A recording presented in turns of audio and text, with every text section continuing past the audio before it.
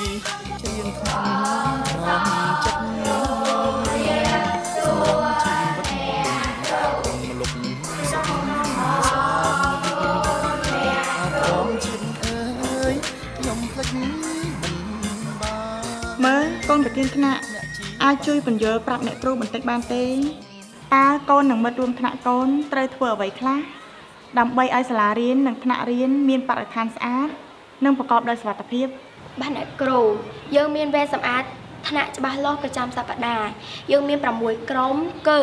ក្រុមថ្ងៃច័ន្ទអង្គារពុធប្រហ័សថ្ងៃសុក្រនិងក្រុមថ្ងៃសៅរ៍ក្រុមនីមួយៗទទួលបន្ទុកបោសសម្អាតថ្នាក់រៀននិងយកសម្រាមទៅចាក់នៅកន្លែងស្តុកសម្រាមតាមថ្ងៃរៀងៗក្រុមឬចោះ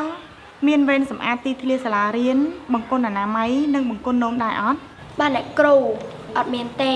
ប៉ុន្តែលោកនាយកបានចាត់ឲ្យសិស្សថ្នាក់យើងទាំងអស់ទទួលបន្ទុកថែទាំនិងលាងសម្អាតគ្រប់បង្គន់អនាម័យនិងបង្គន់នោមរៀងរាល់ថ្ងៃច័ន្ទតាមកាលវិភាគទីចាត់ការថ្នាក់ផ្សេងគេធ្វើនៅថ្ងៃផ្សេងរីឯការសម្អាតទីធ្លាពួកខ្ញុំទាំងអស់បានចូលរួមគ្នាតែមិនច្បាស់ពីរបៀបចាត់ចែងល្អណាស់កូនតាមពិតអ្នកគ្រូក៏យល់ច្បាស់ពីកិច្ចការនឹងដែរប៉ុន្តែអ្នកគ្រូគ្រាន់តែចង់សាកកូនប៉ុណ្ណោះចំពោះការសម្អាតទីធ្លាសាលារៀនវិញប្រហែលជាកូនពុំបានគាត់សម្គាល់ទៅកូនពុំច្បាស់ពីរឿងនេះវាគឺជាការងាររួមសម្រាប់សិស្សានុសិស្សគ្រប់រូបលើកលែងតែសិស្សតូចៗចេញគណៈគ្រប់គ្រងយើងបានលើកទឹកចិត្តឲ្យសិស្សចូលរួមធ្វើតាមក្រុមវិទ្យាបាយដូចជាចូលរួមសម្អាតម៉ោងពលកម្មរៀងរាល់ថ្ងៃពហុសម្អាតតាមមុខថ្នាក់រៀងៗខ្លួនឬតម្រូវឲ្យសិស្សចំណាយពេល5ទៅ10នាទីចូលរួមសម្អាតក្រោយពេលគ្រប់ទង់ជាតិជាដើមយល់ទេកូនអូអញ្ចឹងទេអ្នកគ្រូពាក់ព័ន្ធបញ្ហានេះខ្ញុំឆ្ងល់ណាស់ថាហេតុអ្វីបានជាសាលាយើងប្រឹងប្រែងខុសពីមុនម្លេះមើលទៅតាមថ្នាក់រៀនទីធ្លារត់លេងបង្គន់អនាម័យសុទ្ធតែស្អាតហើយមានការញែកសម្រាមទៀតផងប្រកាសជាខុសពីមុនហើយកូនព្រោះសាលារៀនយើងបានកំណត់គោលដៅយកចំណាត់ថ្នាក់ផ្កាយ2ក្នុងលក្ខខណ្ឌបរិស្ថាននិងសុវត្ថិភាពតើកូនចង់ដឹងទេតើសាលារៀនយើងធ្វើយ៉ាងម៉េចទើបទទួលបានផ្កាយ2ខ្ញុំចង់ដឹងណាស់អ្នកគ្រូអាចជួយបញ្យល់ខ្ញុំបានទេក៏ជាបានកូនដើម្បីទទួលបានចំណាត់ថ្នាក់ផ្កាយ2ផ្នែកនេះសាលារៀនយើងត្រូវបំពេញពីចំណុចសំខាន់1យើងត្រូវមានវេនសម្អាតទីធ្លាថ្នាក់រៀននិងបង្គន់អនាម័យហើយធានាថានឹងគ្មានសម្រាមនៅតាមទីធ្លានិងបន្ទប់រៀន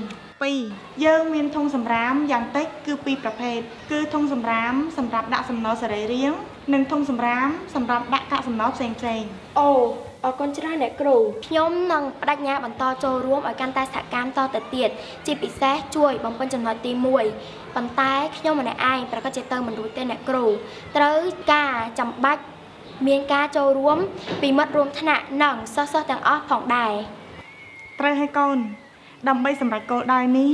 យើងចាំបាច់ត្រូវតែសាមគ្គីគ្នាជាធ្លុងមួយអ្នកគ្រូកំពុងតែគិតផ្ដួចផ្ដើមធ្វើសកម្មភាពបន្ថែមទៀតដើម្បីលើកកម្ពស់លក្ខខណ្ឌបរិស្ថាននិងសុវត្ថិភាពដើម្បីឈានទៅរកកាយ3បានលើកដូច្នេះខ្ញុំពិតជារីករាយណាស់អ្នកគ្រូបើសម្រាប់បានកាយ3មែនសាលាយើងមិនដឹងជាមានផាសុកភាពយ៉ាងណាទេ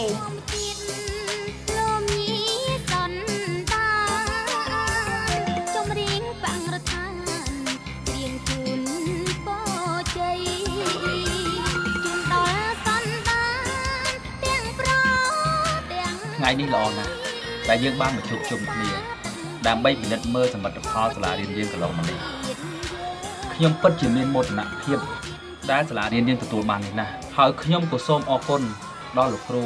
អ្នកគ្រូនិងកូនដែលបានជួយខំប្រឹងប្រែងជំរុញសកម្មភាពទឹកស្អាតនិងអនាម័យសាលារៀនយើងជាពិសេសថ្មីនេះ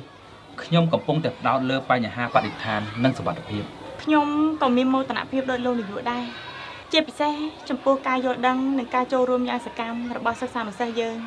សូមអរគុណលោកគ្រូអ្នកគ្រូដែលបានលើកទឹកចិត្តលើសពីនេះខ្ញុំយល់ថាយើងក៏ត្រូវថ្លែងអំណរគុណដល់សហគមន៍មេដាបេដានិងសប្បុរសជននានាដែលតែងតែជួយជ្រោមជ្រែងសាលាយើង